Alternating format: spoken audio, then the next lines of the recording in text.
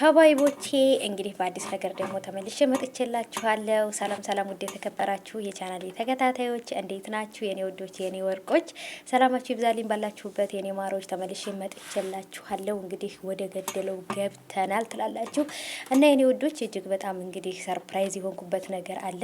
እሱም ነገር ምንድን ነው? የኔን ወርቅ የሆነችውን ሩታዬንና እንግዲህ ደስታን ነው ይዤላችሁ የመጣሁት ማለት ነው። የተደበቀው ሚስጥር ወጥቷል።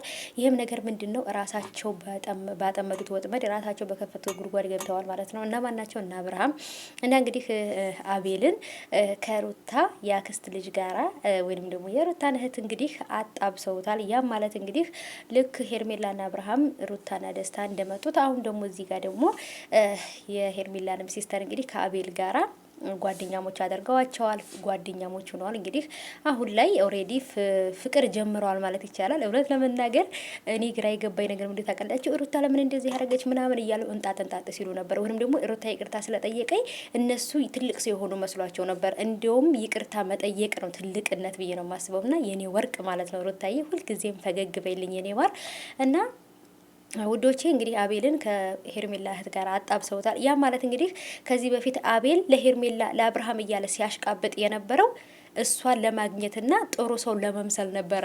አያችሁ አይደለ? አቤል ማለት ነው ራስ ወዳድ ነው። አቤል ምንም ቢሆን ያለ ጥቅም ምንም ነገር አያደርግም። ከሄርሜላ ስር እንደ ውሻ ስጋ እንዳየ ውሻ እንደ ሲልከሰከስ የነበረው እህቲቱን ፈልጎ ነበር ማለት ነው። አሁን ግን እህቲቱን አግኝቷል። ከዚህ በኋላ ደግሞ እናንተም የራሳችሁ ኑሮ ኑሩ፣ እኔም የራሴ ኑሮ ኖራለሁ ማለቱ የማይቀር ነው። ምክንያቱም አቤል ማለት ራስ ወዳድ ነው። የሆነ ውሻ ስጋ ስጥሉለት ሁልጊዜም እዛ ቦታ ላይ በየቀኑ ይመጣል አይደለ? ልክ እንደዛ ነው አቤል ማለት የሆነ ዘዋሪ ልክስክስ ማለት ነው። እና እንግዲህ ከሷ ጋር ፍቅረኛሞች ሆኗል ምናምን በቃ አለቀ አይደለ?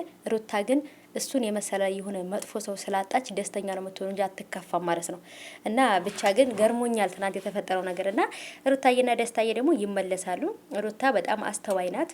በእርግጥ እሱን ላለመጉዳት ብላ ይሄን ነገር ያደረገችው ብዬ አስባለሁ።